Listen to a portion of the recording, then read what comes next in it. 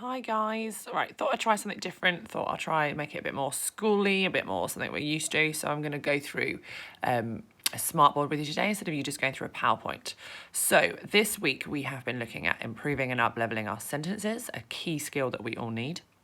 Today we are focusing on relative clauses. Okay, so let's see what they are.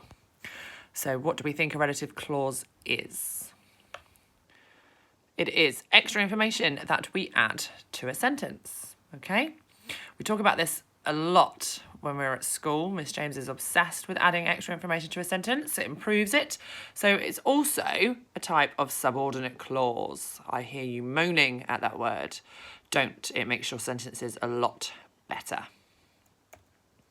So a relative clause has a specific name as a type of subordinate clause because it gives information about the noun. Okay, that's what makes it a relative clause, when it's about the noun. So let's have a look. What is a noun? Let's just go over so we can make some strong relative clauses today. So a noun is a name of a person, a place, or a thing. So it could be talking about Miss James, London, my garden, another person, a table, a sofa, or even Father Christmas. Okay, so it gives extra information specifically about those things. That's what makes it a relative clause. Now, when we are creating relative clauses to add to a sentence, we have to use a relative pronoun. That sounds snazzy. It's not. It's really easy, okay? A relative pronoun is one of these lovely words you see on your screen now. So which, who, that, whom, and whose, okay? We use these to introduce the relative clause. So let's have a look how we might do that. Okay, so I've got a really nice simple sentence here. Emma walked around school. Nothing wrong with that sentence. It tells me what's happening, but we could definitely give our reader some more information. So let's do that. Okay, Emma, who's wearing a red dress, walked around school. Definitely already I can tell my sentence is improved, okay? So I've put the relative clause there in blue. So now the person that's reading my sentence has a much better idea about Emma. They know that she likes red. They know that she likes wearing dresses. Okay, so already we have extra information about Emma. Let's have a look. Okay, Emma walked around school. I improved it by adding who's wearing a red dress. Something really important to think about when we are adding relative clauses is it needs punctuation.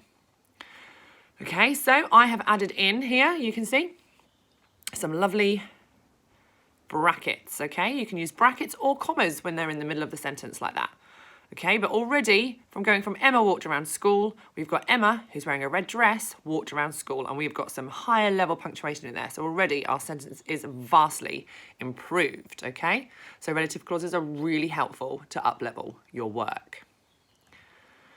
Let's have a look at doing another one. On Saturday, I went to London to see a theatre show. I mean, I didn't because I can't leave my house, but let's just imagine that I can. On Saturday, I went to London to see a theatre show. On Saturday, I went to London, which is the capital city of England, to see a theatre show. Okay, I have added in more information about London to anyone that might not know anything about it. I've been really specific and easy. You could have added in anything there. You could have said, on Saturday, I went to London, which is in the south of England, or which is smelly, anything. Any extra information about London. It gives your reader an idea of your thoughts, feelings, and facts about it, okay? So we've added in, and I've remembered to put in my brackets so that it's a relative clause. So let's see what we are doing today. Okay, so we've got 3 activities. It sounds like a lot, but it's not. Okay, so activity 1, we are going to match the clause. So you have to match the main clause that's already on the worksheet to the relative clause that makes the most sense, okay? You don't have to do any writing, you just have to draw the lines to match them up. It might make sense here to read them out loud to double check that they make sense as a whole sentence, okay? So activity 2, the next step is adding a relative clause to the sentence, okay? So the 2 sentences are there. But you just need to add, a relative pronoun to it, okay? So activity 2, you need to add, I'm going to change it right now. You need to add a relative pronoun. So your main clause and your relative clause are there. Which relative pronoun makes the sentence make the most sense, okay? So now we've got the hang of those, we should be able to do activity 3. Now there are 2 options here. There's one that's slightly easier and one that's slightly trickier, depending on how you feel about your relative clauses. So 1-star activity today is you have your main clause and the relative pronoun already there. You just have to add the rest of the relative clause to finish the sentence, okay?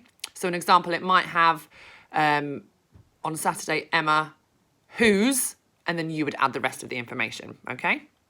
If you're thinking, oh, I probably got the hang of that, I think I could do it, you will do the 2-star, okay? So you're going to create your own main clause and relative clause sentences about any topic that you like, appropriate please, and I'd like 10 sentences, okay? Good luck, have fun.